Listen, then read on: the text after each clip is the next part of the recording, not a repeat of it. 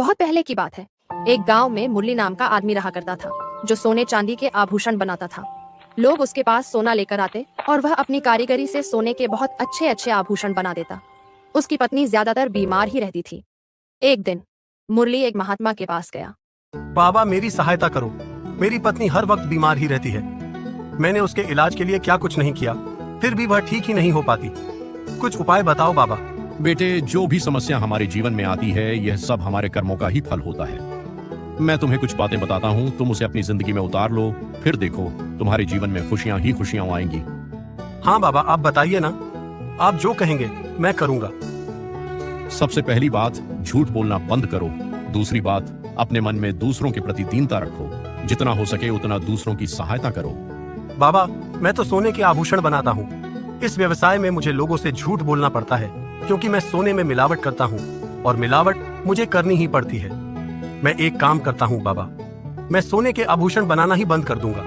अब से मैं चांदी के आभूषण बनाया करूंगा, फिर मुझे झूठ बोलने की कोई जरूरत ही नहीं पड़ेगी।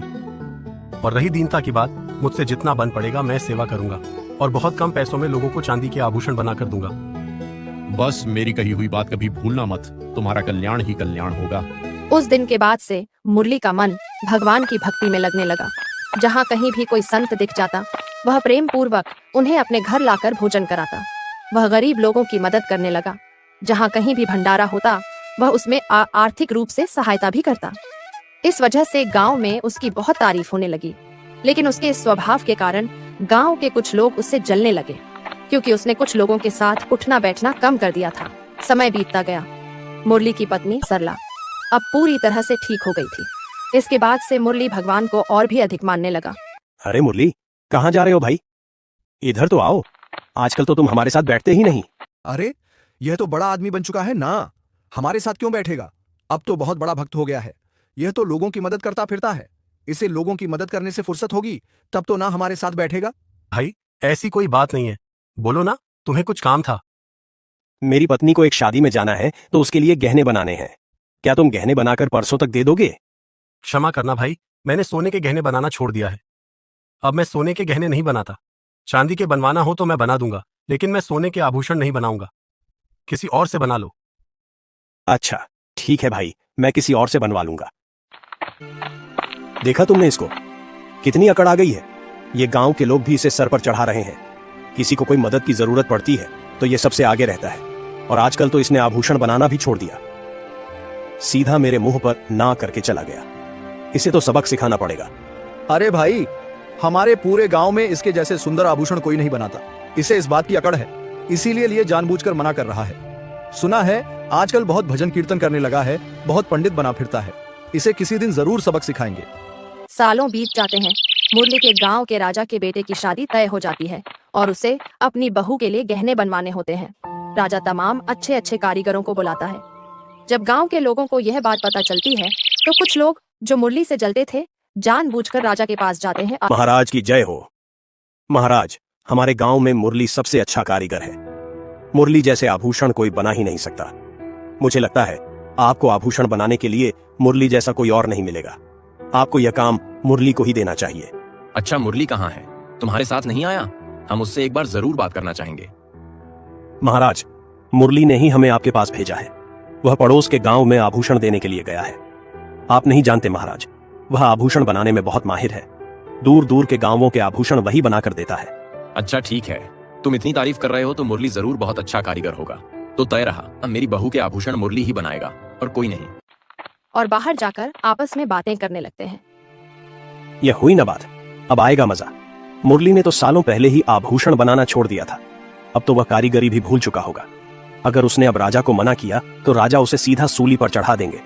बड़ा पंडित बना फिरता है ना, अकड़ के साथ घूमता है। इसके साथ ऐसा ही होना चाहिए। अब मुरली की खैर नहीं। राजा मुरली का 2 दिन तक इंतजार करता है, लेकिन मुरली दरबार में नहीं आता। फिर राजा अपने सिपाहियों को मुरली के घर भेजता है। अरे मुरली, कहाँ हो? बाहर निकलो। कौन है भाई? क्या चाहिए? हम राज दरबार से आए हैं। राजा ने तुम्हें तुरंत बुलाया है। लेकिन क्यों?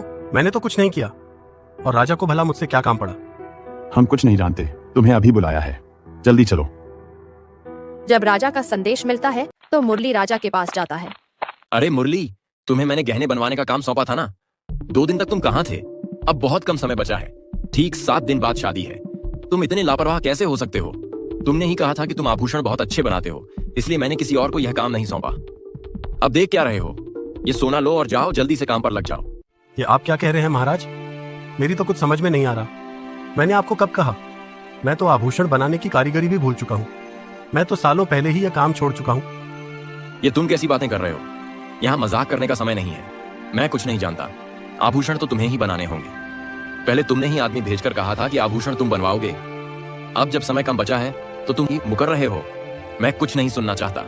मैं कह चुका हूँ, आभूषण तुम्हें ही बनाने होंगे। यह लो सोना और इसे ऐसे आभूषण बनाना जो सबसे सुंदर और आकर्षक लगे।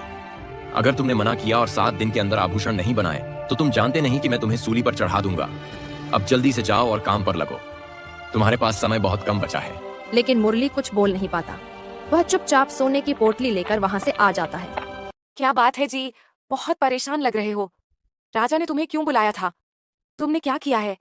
पता नहीं सरला, लेकिन राजा ने मुझे सोना देकर कहा है कि उनकी बहू के लिए आभूषण बनवाने हैं, वह भी 7 दिन के अंदर। कुछ समझ नहीं आ रहा सरला, मैं क्या करूं? तो क्या हो गया? आप तो कारीगरी जानते हैं ना, अच्छे से आभूषण बना दीजिए। नहीं बन सकता सरला, कितने साल हो गए मैंने यह काम छोड़ दिया है। अब मैं भूल चुका हूँ। अब मुझसे पहले जैसा काम नहीं होगा। फिर अब क्या करें? एक काम करते हैं, आप किसी और को सोना दे दीजिए और उसे आभूषण बनाकर राजा को दे देना। हाँ सरला, लेकिन उस कारीगर को पैसे तो देने होंगे ना।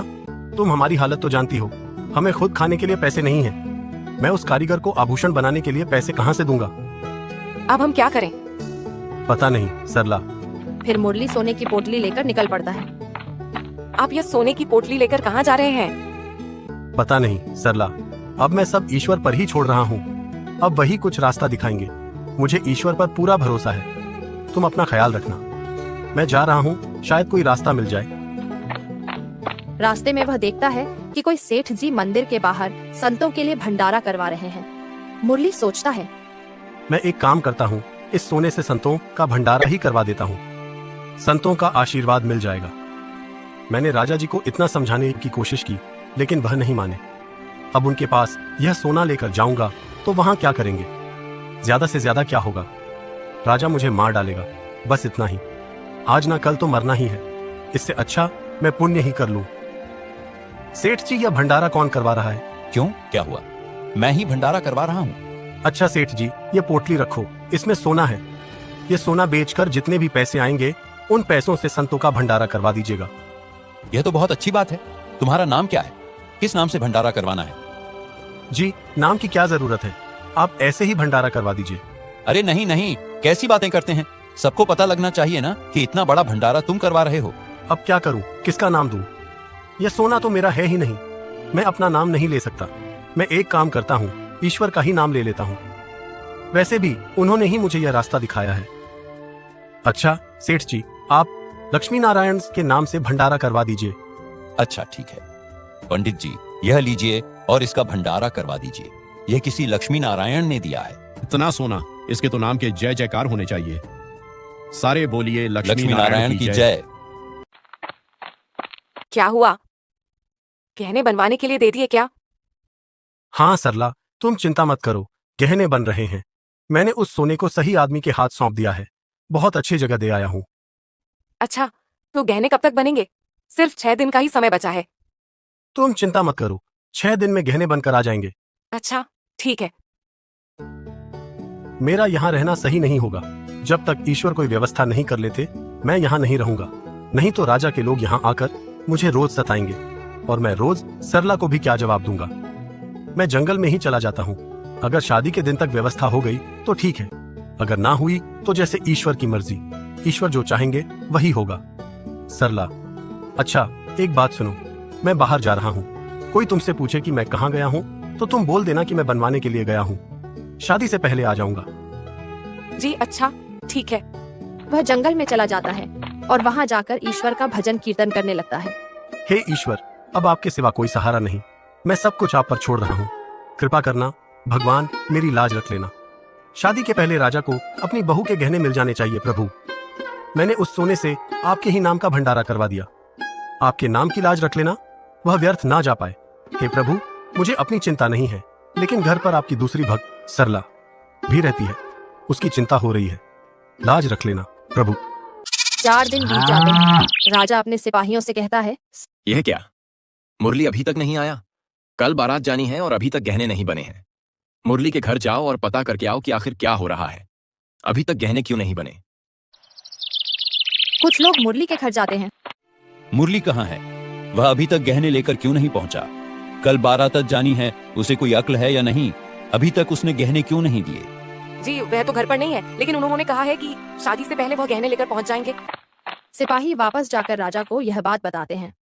गांव के कुछ लोग राजा के पास जाकर कहते हैं, महाराज, मुरारी बहुत बड़ा धोखेबाज निकला। वह इतना सोना लेकर फरार हो चुका है। अब वह वापस नहीं आने वाला। उसने आपको धोखा दिया है। उसने आपसे सोना निकलवाने के लिए ही यह सब किया था। इतना सोना देखकर उसके मन में लालच आ गया होगा और वह सोना लेकर भाग गया। अब उसका इंतजार करके कोई फायदा नहीं। मुरारी अब नहीं आने वाला। राजा को यह बात सुनकर बहुत ज्यादा गुस्सा आता है। वह मुरारी को मृत्युदंड का आदेश देते हैं। मुरारी के घर राजा के सिपाही पहुंचते हैं। सरला उन्हें देखकर बहुत डर जाती है। बाहर निकलो। राजा ने यह घर तोड़ने का आदेश दिया है और तुम्हारे पति को मृत्युदंड का आदेश दिया है। तुम इस गांव में नहीं रह सकती। निकलो यहाँ से। मुझ पर भरोसा करो, ये लौटते ही होंगे। उन्होंने कहा है कि शादी से पहले आ जाएंगे। थोड़ी देर इंतजार कर लीजिए, हमारे घर को मत तोड़िए। यहाँ राजा बहुत चिंतित हो जाते हैं। अब हम क्या करें? कल सुबह बारात लेकर जाना है और हमारे पास हमारी बहू के लिए नए गहने नहीं हैं। अब हम इस वक्त पर गहने कहाँ से लाएंगे? हमारा तो बहुत बड़ा अपमान हो जाएगा कि एक राजा होकर भी अपनी बहू के लिए गहने नहीं बनवा पाए। यह सब मुरारी की वजह से हुआ है। जिंदा नहीं बचेगा। इधर सरला ईश्वर के सामने बैठकर रोने लगती है।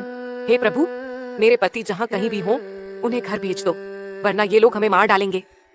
आज तक हम पति पत्नी ने संतों की आज्ञा पर अपना जीवन गुजारा है। हमारे गुरु पर, हमारे ईश्वर पर कोई दाग न लग पाए। हमने कभी किसी का बुरा नहीं किया। हमें इतनी बड़ी सजा मत दो प्रभु। रक्षा करो प्रभु। गांव वाले आपस में बातें करने लगते हैं। देखा तुम लोगों ने? बड़ा भक्त बना फिरता था, भजन कीर्तन किया करता था। यह वास्तव में पाखंडी था। आज देख लो, राजा का सोना लेकर भाग गया। ऐसे पाखंडियों के साथ ऐसा ही होना चाहिए। ये सब बातें सुनकर सरला घर में रो रही थी और ईश्वर से कह रही थी, भगवान सुन रहे हो? आज दुनिया हमें ताने दे रही है। आज आपके नाम पर दाग लग रहा है प्रभु। ये लोग तो सच्चाई नहीं जानते, लेकिन आप तो सब कुछ जानते हो। सहायता कीजिए प्रभु, कोई चमत्कार कीजिए। इधर मुरारी जंगल में भजन कीर्तन में लगा हुआ है और ईश्वर से बार बार विनती कर रहा है। बचा लेना प्रभु, लाज रख लेना। कल सुबह बारात जानी है। राजा का अपमान ना हो पाए प्रभु, लाज रख लेना प्रभु। उधर राजा के दरबार में एक आदमी पहुंचता है। राजा उसे देखकर बोलता है, अरे मुरारी, तुम कहाँ गए थे? हम तुम्हें कितनी देर से ढूंढ रहे हैं। मैं तो गहने बनवाने के लिए गया था महाराज। गहने यहाँ थोड़ी बनते हैं। बहुत दूर जाकर बनवाता हूँ, इसलिए वक्त लग गया। और ऐसे गहने बनाकर लाया हूँ जो आपने कभी देखे भी नहीं होंगे। सबसे सुंदर गहने बनाकर लाया हूँ। आखिर राजा के बेटे की शादी है। अच्छा ठीक है, ठीक है, गहने लाओ, हमें दे दो।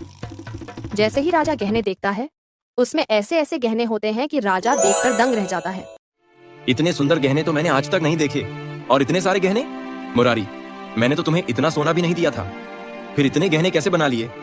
ईश्वर की कृपा है सरकार। वाह मुरारी, सचमुच आज तुमने मेरा दिल जीत लिया। हम तुमसे बहुत खुश हुए। तुमने तो ऐसे गहने बनाकर चमत्कार ही कर दिया। सिपाहियों, जाओ मुरारी के घर जाकर उसकी पत्नी को हमारी तरफ से आभूषण और सोने के सिक्के देकर आओ। और हाँ, रातों रात मुरारी का छोटा सा घर तोड़कर एक बहुत बड़ा महल तैयार करो। यह हमारी तरफ से मुरारी और उसकी पत्नी के लिए इनाम है। धन्यवाद महाराज। महाराज की जय हो। मुरारी वहां से चला जाता है। फिर सोने के आभूषण, सोने चांदी के सिक्के लेकर राजा के लोग सरला के पास पहुंचते हैं। सरला, हमें माफ कर दो। हमने तुम्हें बहुत सताया। तुम्हारे पति ने तो कमाल ही कर दिया। राजा बहुत खुश हुए। ये लो, राजा ने तुम्हें उपहार स्वरूप भेंट दिया है और तुरंत तुम्हारा बड़ा सा घर बनवाने का आदेश दिया है। हे लक्ष्मी नारायण, इस कृपा के लिए बहुत बहुत धन्यवाद। आज आपने हमारी भक्ति की लाज रख ली। इतना ही नहीं, हमारी गरीबी भी मिटा दी। आपकी जय हो। सरला बहुत खुश हो जाती है। मुरारी सोचता है, अब तक तो बारात कब की निकल चुकी होगी। पता नहीं राजा ने क्या किया होगा। अब मुझे वापस जाना ही होगा। जो होगा सो देखा जाएगा। मुरारी अपने घर जाता है तो देखता है कि उसका घर टूट चुका है। हाय भगवान, यह जरूर राजा का दंड है। उसने गुस्से में मेरा घर तुड़वा दिया। पता नहीं मेरी सरला किस हाल में होगी। तभी सरला वहां पर आ जाती है। सरला, तुम ठीक हो? हाँ, मैं तो ठीक हूँ। आप कहाँ चले गए थे? सिपाही ने बताया कि आपने बहुत अच्छे गहने बनाकर दिए। देखो, राजा हमें इनाम में बहुत बड़ा घर बनवा कर दे रहे हैं और राजा ने खुश होकर मुझे बहुत सारे सोने चांदी के गहने और सिक्के दिए हैं, जिससे हमारी सारी गरीबी ही मिट गई। आपने ये गहने कहाँ बनवाए? ये चमत्कार हुआ कैसे? कम सोने में इतने गहने कैसे बने? ये सब सुनकर मुरारी को धक्का सा लगता है। सरला, ये तुम क्या कह रही हो सरला? मैं तो अभी गांव में आया हूँ। मैंने तो उस सोने से भंडारा करवा दिया था और मैं अब तक जंगल में ही था। इसका मतलब हाँ सरला, वो साक्षात भगवान थे जो मेरा रूप लेकर राजा के पास गए। देखा सरला, भगवान ने आज खुद आकर हमारी सहायता की, हमारी भक्ति की लाज रख ली। आज प्रभु की इतनी बड़ी कृपा पाकर हमारा जीवन तो धन्य हो गया। सरला, मैं कल सुबह राजा के पास जाकर सब सच सच बता दूंगा। मैं झूठ नहीं बोल सकता। वो आभूषण मैंने नहीं बनाए। दोनों पति पत्नी बहुत खुश हो जाते हैं। दूसरे दिन मुरारी राजा के पास जाकर बोलता है, महाराज, वो गहने मैंने नहीं बनाए। मैंने तो आभूषण बनाने का काम बरसों पहले ही छोड़ दिया था। आपके पास जो लोग आए थे वह मैंने नहीं भेजे थे। भला मैं क्यों ऐसा करूंगा? फिर भी आप नहीं माने। आपने मुझे आभूषण बनाने के लिए कहा। मैंने तो आपके दिए हुए सोने से लक्ष्मी नारायण के नाम से मंदिर में भंडारा दिया था। गहने कहां से बनवाता? ये क्या बोल रहे हो? तुमने तो हमें वही गहने लाकर दिए थे। नहीं महाराज, मैं तो जंगल में चला गया था और प्रभु का भजन कीर्तन कर रहा था। मेरे पास कोई रास्ता नहीं था। मैंने सब कुछ ईश्वर पर छोड़ दिया था। राजा भी यह सुनकर दंग रह जाता है। वही मैं सोचूं मुरारी, इतने कम सोने में इतने आभूषण कैसे बने, और ऐसे आभूषण जो हमने कभी देखे तक नहीं। सच मुरारी, आज हम तुम्हारी भक्ति को मान गए। आज केवल तुम्हारी वजह से मुझे प्रभु के साक्षात दर्शन हुए। आज तुम्हारी वजह से प्रभु के चरण मेरे घर में पड़े हैं। तुम्हारी जय हो। तुम्हारी भक्ति की शक्ति ने आज हमें प्रभु से मिला दिया। आज से हम तुम्हें इस दरबार का गुरु बनाते हैं।